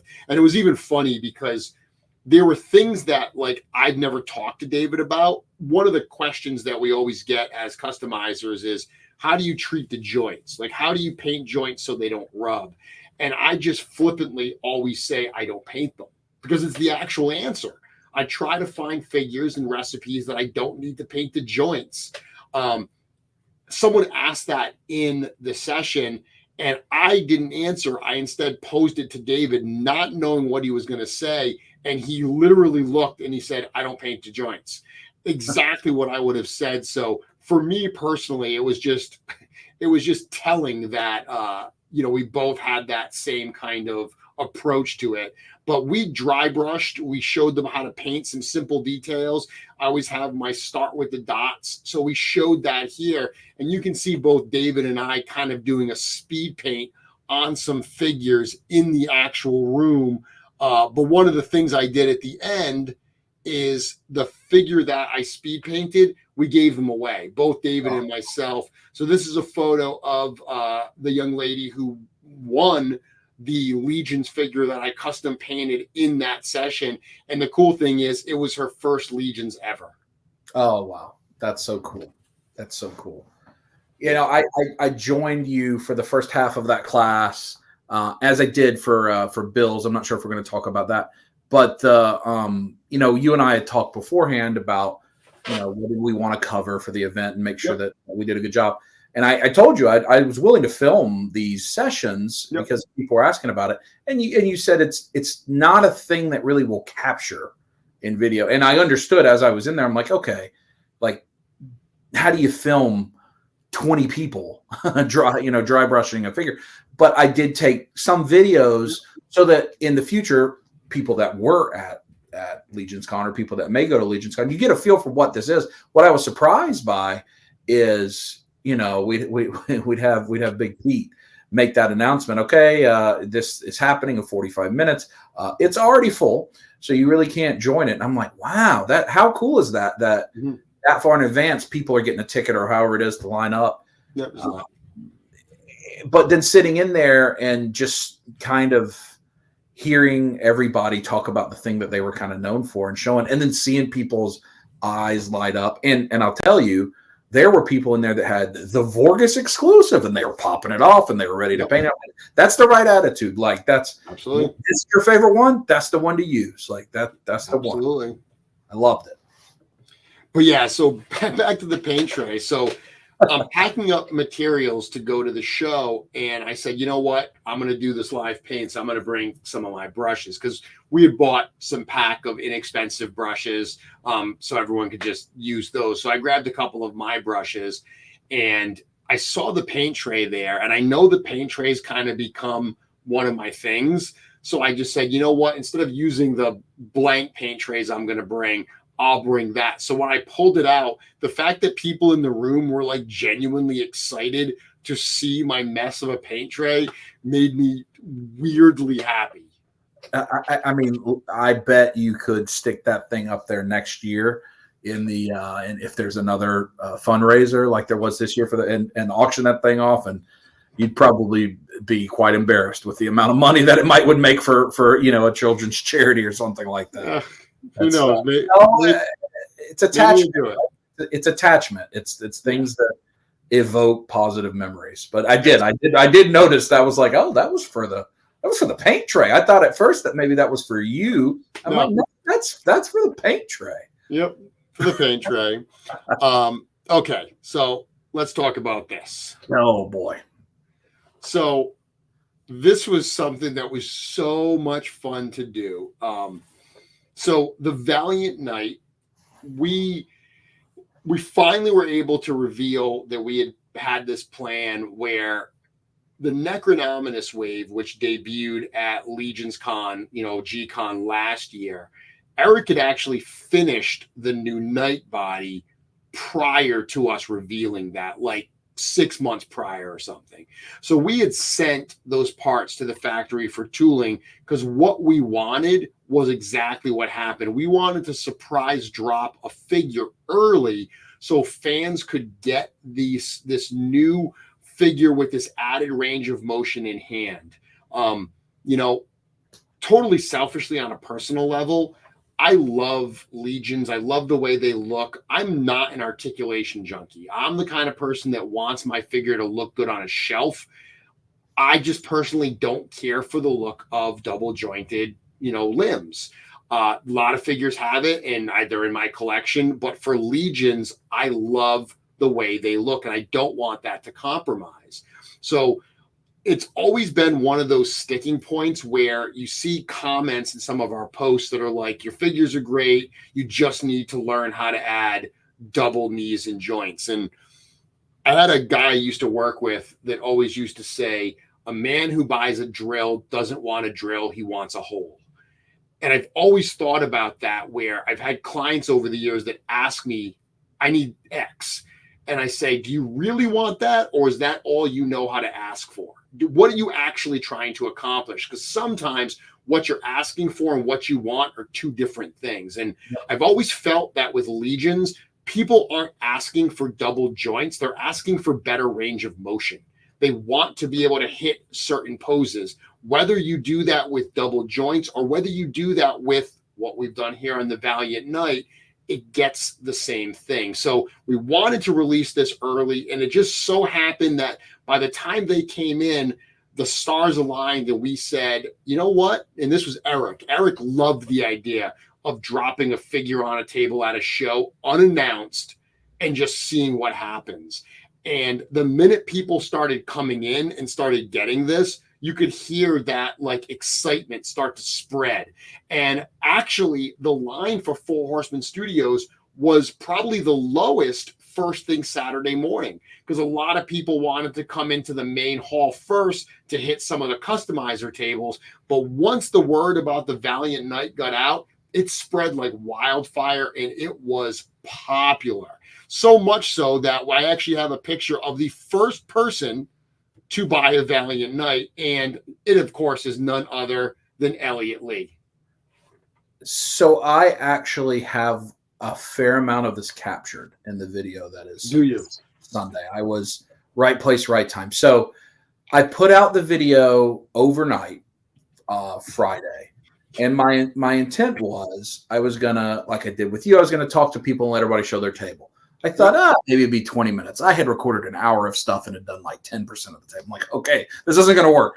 So I just want to get something out. I intentionally do a walk around and I say, I'm not going to walk to the Horseman table because I know this video's, I'm saying this on the video, I know it's going to go out beforehand and I don't want to ruin if there's fill in the blank rare figure there and people get upset and they're trying to get to the front of the line. I don't want to be a part of that. But after I stopped filming, I walked over there and I saw, okay, there's all the regular stuff. And then there are 5 vampire phalanxes that are just individually sitting there. I'm like, those are clearly placeholders. That's clearly what that is. Like, yeah, we wouldn't put it out. We would not put it out Friday night. So we put them there just to hold it. Yeah. So I'm like, okay, there's probably gonna be something cool tomorrow. Who knows, And so the next morning, like I did at Toyland, I wanted to film the start of the line, of the Horseman line, because I find that fascinating. And I was standing right with Eric. Eric was actually right there with me. And so I start by going, I'm like, all right, I'm going to go over the line now because I knew the video would come out a week later. It wouldn't ruin anything. And I go, oh, here's this. And I look, I see it. And it's probably very even blurry in the video because I'm like, I don't know that figure. I am not familiar. Valiant Night. And I'm sitting there like, man, I'm a bad fan. Like, I completely missed this. And then I say something, I'm like, I think that's new.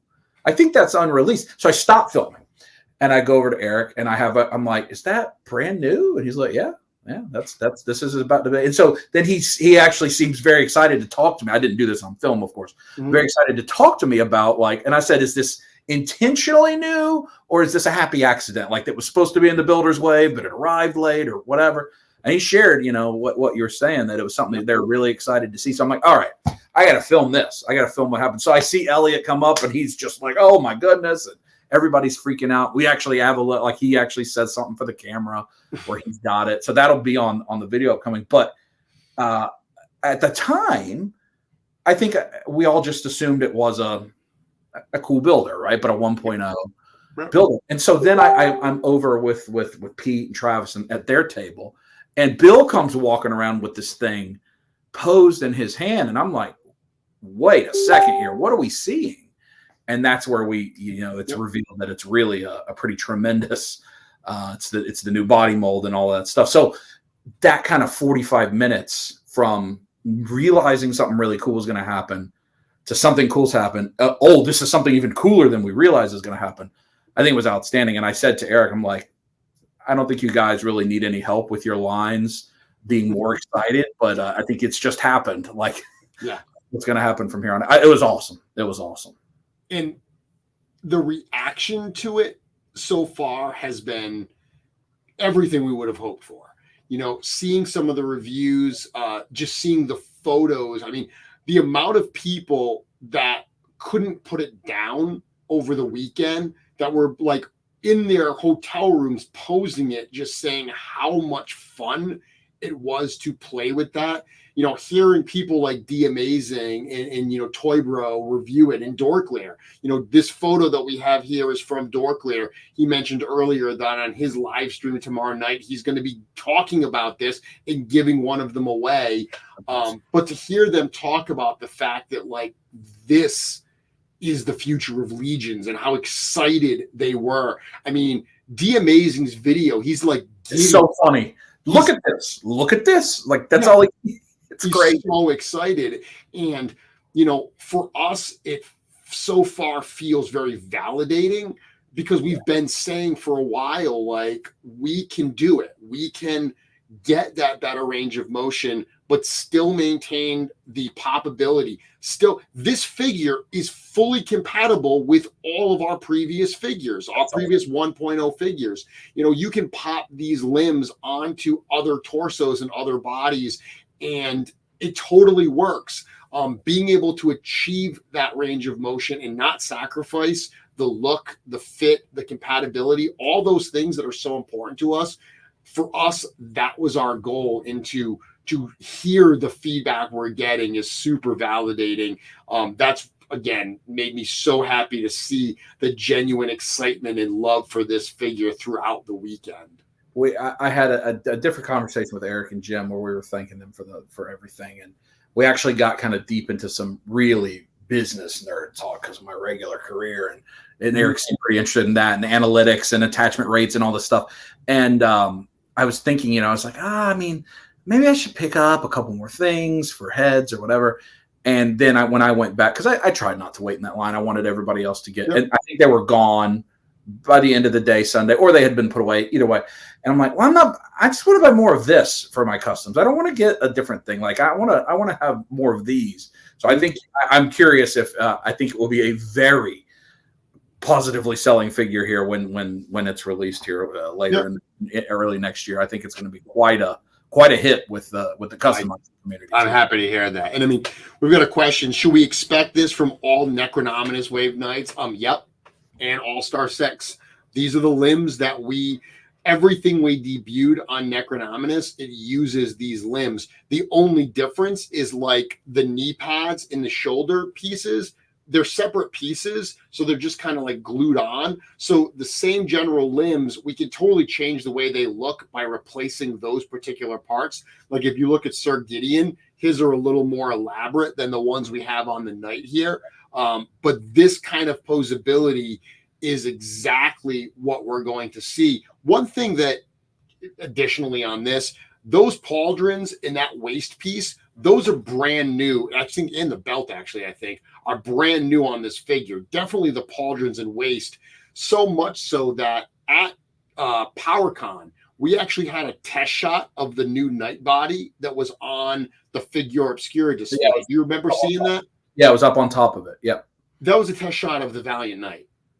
The reason he had Sir Owain's pauldrons head and waist piece on was because I didn't want to bring the new pieces that had never been seen on that figure. So I swapped on Owain ones just so people could play with it and pose it. But you were actually posing the Valiant Knight. That was a test shot of the figure that was coming in to drop at LegionsCon. So that was a fun little thing that we did. But yeah, to answer your question, on Noble Bear, same thing. If you got Red Death, there's a better range of motion on Red Death as well.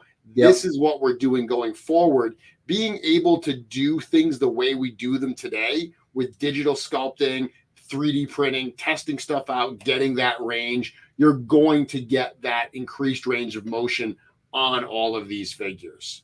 I think, we've talked several times this year on streams and of course often.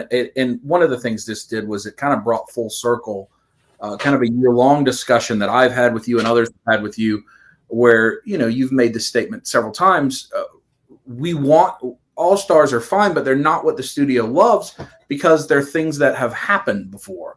And these are new things. And we got to see those fully with this figure. Yeah, absolutely. So this was exciting.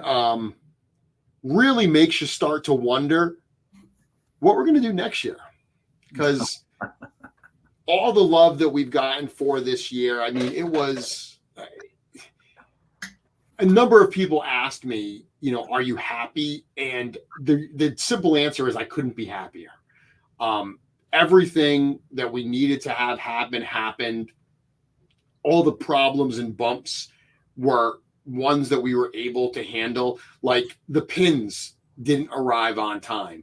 And it sucks, but I said, if that's the worst thing I have to deal with all weekend, I'll take that all day. Yeah. The most important thing is the outpouring of love that we saw during the show, that we saw after the show, the amount of people who arrived home safely, thankfully, and posted their hauls and posted their memories and stuff. Now being able to sit back and watch videos like you're posting that recap the weekend for everybody, that is absolutely incredible. And it really does set the stage for 2024.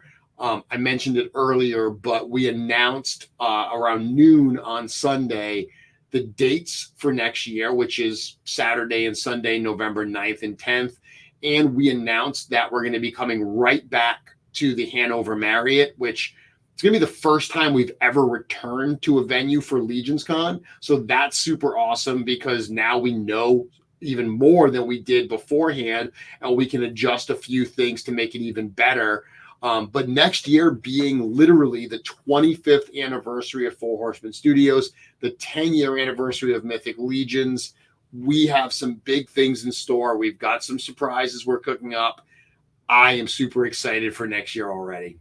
I can't even imagine what with those milestones, but also, I know what it takes. It's the logistics are hard. And when you're starting each year, it's like, okay, well, the lines work. Well, now you have a feel. And so the time that maybe was spent on figuring out where the lines need to go can be spent on something else in preparation for the con. So that's, like I said earlier, when these rooms go up, people, especially unless they change their policy, there was no money down. There was no, at a lot of cons I go to, you pay in full a year in advance. That's kind of challenging. But for these hotels, it was simple and wonderful. So that's, I can't imagine what's going to happen with that level of milestone if what we saw this year was the 9th and 24th, kind of uneventful things. Yeah. You're very welcome, Curtis. I was super happy to jump on Shooting the Shelf on Sunday. It was fun. It was. Yeah. So we do have a question. Do I know when we're going to be able to start booking with the discounted rates? So what we're doing right now is we're just getting all the contracts signed so we can get the booking link all set and open. That will hopefully be soon. Once we have that ready to go, what we tend to do is we make it available to the exhibitors first. So I actually emailed all the exhibitors today to figure out who's, coming back next year, stuff like that, get all that stuff locked in. We do let the exhibitors have first crack at the rooms. They're not going to fill them. There's plenty of them. We're asking for a lot more. Last year, because we have to ask for a certain room block, and it's easy to say, why don't you just ask for the hotel? We actually have to guarantee a certain percentage. So if we ask for everything and we don't actually sell it, it could genuinely mean that we have to pay for unused rooms. So there is a little bit of conservative, planning when it comes into this, but we're being much less conservative because we saw this year what the demand was. The fact that we're doing it a whole year in advance will hopefully, help as well. But once we have that room block available at that discounted rate, they did raise the rate for next year, but it's only $10 more. So we still have free parking.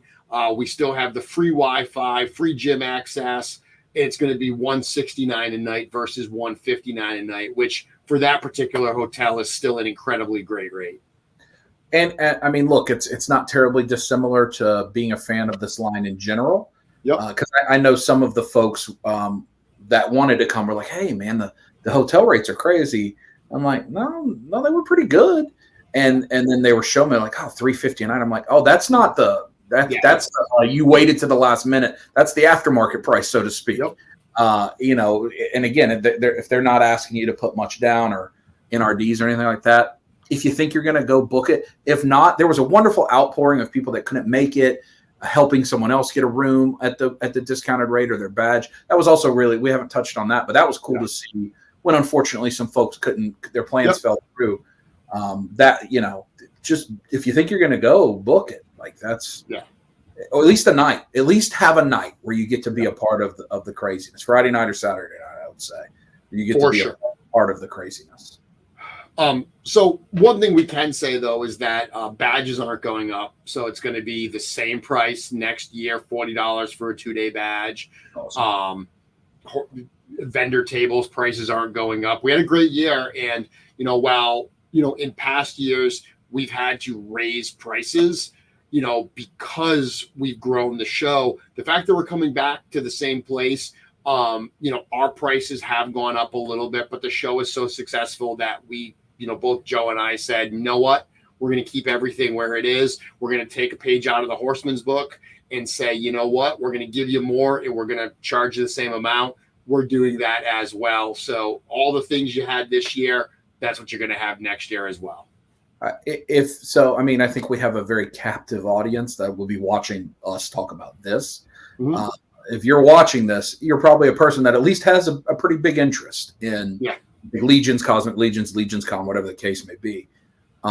Truly, it is worth being your thing you do, like your hobby. I mean, and that's coming from someone that 15.5-hour commute, basically almost anywhere in the world through some method of transportation, you could get there in 15.5 hours. And no regret one bit, even, the time. My only regret is that I next year, I will come in even a day earlier, even if I'm not participating in Intern. I will actually come earlier to kind of maybe get to have dinner with you or, things like that are before when it's calmer. And just to be part of that so much because I leave where you go back to your regular life and regular life is challenging for a lot of folks, including myself right now. Like, life is hard. Mm-hmm. You come back rejuvenated, no different than when I would go to the beach or go to the mountains because of the spirit and the energy of the community. It fills you up. It really does. It fills you up. And I'm a big personality that does a lot to try to fill other people up and be a positive thing. But sometimes you need people to fill you up too. And I got so much of that from so many people.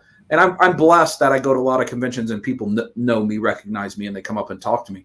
It had to have been 1,000 people. It might have been everybody there that came up and said something or wanted to take a picture or had something nice to say. And but also everyone else was having that experience. There wasn't anybody sitting in the corner. So that's it is worth putting planning and budgeting and resources into, in my opinion, well more than the big cons, than the destination cons, than SDCC, NYCC. Those have their own thing. Yep. But this is something else. And if you're watching this particular live stream, you will have an amazing time. I absolutely will. So, Dub, I think we're going to call it a night. But before we go, I alluded earlier that, you've been putting together, some videos and stuff. That was a big part of why, you wanted to come for the whole experience, and why I was thrilled to have you there so you could document all of that. What have you put out so far for the viewers that may not know? Sure. And what do they have left to look forward to? Sure. So it's all on the YouTube channel, certainly my Instagram, and I've tried to post a lot in the Cabal too. But I put out about an hour-long video that is called, I don't know, whatever clickbait thing I called it. I got into LegionsCon early or something. But what that is about 15 vendors. I give them 5 minutes to talk about their booth. And we look at it in detail before it's sold through. We get to hear a little bit about their process. I think that's kind of an evergreen video. Like, yeah. My purpose was that people in line could figure out what they wanted and go right there. And it warmed my heart that multiple people came up and said, "Hey, the video helped me." Somebody came right to my booth and said, "I want that item. I saw it on the video this morning." Crashbox Customs, one of the people, they said it really helped us a lot. And that was awesome, because that's what I wanted. I wanted to help the people that are doing so much. So that is out. My video Sunday is the video kind of documenting Intern, and a little bit of like Kent and I's road trip, very minimal, and the first night of silliness. I have a lot of like Eric's sculpting talk, because as soon as that started, I'm like, okay, I think I'm allowed to post this. And this is a thing that people that really love this will be truly fascinated by. Yep. And but I have a lot of everything that went on in that. And so you get to see some of the tour, you get to see some of all the different workshops, and you allowed me to film some things that were kind of off limits, knowing that it wouldn't go up until after they had been revealed. And yep. So I think that's really cool. But the big one that is yet to come will come Sunday, here in just a few days. That is basically from the morning of Gcon all the way until Sunday night. And in my mind, I thought, well, Intern and Gcon can be one video, and then the 2 days of LegionCon can be their own. And then at Intern, I was at 2 hours. I'm like, okay, that's its own thing. And then I just had no idea how much I had filmed until I was trying to edit. And I'm like, I'm not cutting. I mean, I'll cut it to clean it up, but I'm not just dumping this stuff, because these are memories for people. Yeah, they're good. And you can self-edit, right? If you don't want to watch up or fast forward, that's fine. YouTube wants me to make a 7-minute video that people want to click. I don't care. Like I've always told you, I'm making home videos for the people I care about. Yep. And this 6 hours of content is for this community to relive the things that we all enjoyed, or to live for the first time the things that everybody enjoyed. So that'll be it. I mean, I'll probably do a review of kind of my hauls and stuff later, but that's less important than the experience stuff. So I really tried hard to capture the spirit, to capture behind the scenes and those kinds of things. And I think we did a pretty good job. So I think people love it. I really do. And they've performed really well. There's a lot of views, lots of comments. People seem to be really pleased with them. Good. And I look forward to seeing that, because from my perspective, I don't get to see the con the same way. So seeing it through other people's eyes, I mean, that's one of the reasons why I love, reading the comments and seeing these videos and hearing about all this, because it really does allow me kind of to experience the con as a fan who's not connected to it in the same way. You know what I'm trying to say? It's absolutely that's one of the things I was going to ask you. I know we're late on time. You are part showrunner, part employee, like you're at work, plus you're an exhibitor and a vendor. Like, you are wearing a bunch of hats, and none of those hats are really attendee, because you're in various forms of hobby work mode. And what is that like? I wish that we could put on a LegionsCon for you to attend. because you would deserve, to have that experience too. But I know there's certainly rewarding in all those other aspects, but I imagine it's kind of hard to hop around and also just make sure everybody's enjoying. That is also your job. Yeah. And from a marketing perspective, is let's make sure that this product is being presented correctly as it should be. Yeah. There's a lot of hats. You mentioned all 4 of those hats that I wore, all weekend, wanting to make sure that the exhibitors are taken care of, wanting to make sure that things are running smoothly, that fans are happy, from the studio perspective, wanting to make sure that the product and the content and everything is presented in the right way. It's probably no secret, I'm super protective of the way we present stuff. I've had a number of people that have reached out to me and kind of pointed out, how the way things are presented has been really, really tight since I came on board and stuff. And that makes me really happy because it's important to me. But as we're at the show, that's something I'm thinking about as well. So yeah, there are a lot of pieces like that are, as you mentioned, not attendee. But like anything else, you got to accept certain things. I'm happy on the side of the table that I'm on right now. And as much as I can remember fondly what it was like to just be a fan, I wouldn't trade what I'm doing for the world. No, well, we would also not trade that. I think I can speak for the community at large at that you've been such a major influence to all of this that we are at. Hopefully when you guys were presented with the sword, you got to be a little bit of a fan in that, because that was a very cool. That was we didn't touch on. But that was so well. I did know that was coming. Still cool. I was the only person besides Walter and Paul that knew about it for just logistical reasons. Sure. They had to coordinate it with me. So it was still very cool, though. I had not seen it like in person. So to have them there, that was funny too. So if anyone was watching at home, the show was supposed to go to 3, but when you're doing a 5-hour show, there are certain points where I had allocated a certain amount of time for a figure, and I realized we had nothing more to say. Like, I really felt that the natural ending point for a reveal had come. So rather than just try to fill time, I moved us along. That's part of trying to make sure that 5 hours flows. Yep. We got to the point that I realized I was going to end 30 minutes early. And in my head, I'm like, you know what? We got a ton of work to do. It's really not a bad thing if we end 30 minutes early. But the reveal, that surprise, Paul and Jamie were coming with the sword. I had told them 3:00, thinking that, they'll probably be there at like 2:15. So they're nice and ready and stuff like that. When I told them 3, they were going to come at 3 exactly. So we had to fill that time. And I looked at Eric because I didn't know what to do. And he's the one that said, should we do a Q&A? I said, okay. That actually ended up being super fun. Yeah, it was great. I have a feeling you'll add that. You'll allocate time for that going forward. We absolutely will now, because that was great to be able to do that in that room. We answered a few questions online, but to be able to answer the questions in the room was super, super enjoyable. So yeah, that was a bit of a surprise. The other thing that was a surprise, Diego. So that was excellent. Like the way Gcon kicks off with, and it was so much better if you were in the room. I had talked to Diego. I had said, hey, what do you want to come out for? I'm going to bring you out for a reveal. And I knew he was going to like, Broder, the Viking looking guy. So when I asked him, he said, yeah, absolutely.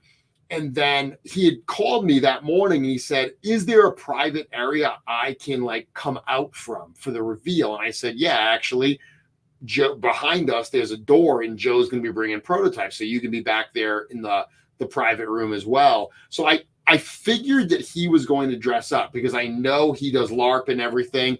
But when he came out with the horn, like blowing it and stuff, yes, it was such a great way to kick off like Gcon. So much so that I almost want to put a Viking in every wave just so I can make Diego do that. He came out, you hear the horn and you're like, oh, And then he came out and we did the chant. I don't remember what the proper term was. And I was standing right beside Nate Marsh, and I'm filming. And I'm like, oh, this is great. This is going to be wonderful to film. And Nate is, he is in it. As he is, and I turned the camera. I'm like, oh my goodness. He is as I didn't realize he was quite as excited about that figure as all the folks that were on stage. I'm like, this is wonderful. Just wonderful. Yeah, Nate hadn't seen, I don't think, any of the reveals. That's what he told me. Yeah. And he said this on some interviews he's done where he likes to not know. Like, there are sometimes where he has to know, like with Figure Obscura, but he likes to not know in advance because he genuinely likes to get that surprise. And Noble Bear being his favorite faction, this wave was right up his alley for sure. It's just great. And those are things, again, so Gcon and Intern, those are things that you have to try to, you have to submit for the lottery and those things. If you get the opportunity to try, like, enter your name, try to budget for it. I think you enter enough, eventually you'll get the opportunity to being a part of those, or in this case, just being in the hotel early got you in this time around. Got you into Gcon. Yep. And we had more seats in that room that we could have filled. Yep. And it's just all very, very unique and amazing. It is. Dub, thank you so much for joining me for this recap. Hang out after I turn my little music on so you and I can close it out. But for everybody else, I will not be doing a show next week because if you watch my show year in and year out, you know what next week is. Do I have to say it, or are you guys going to hit me up in the chat? What will Jeremy be doing next week instead of doing Mythic Conversations? I will be back the week after. The week after, I mentioned already, I will be back. This is the 29th.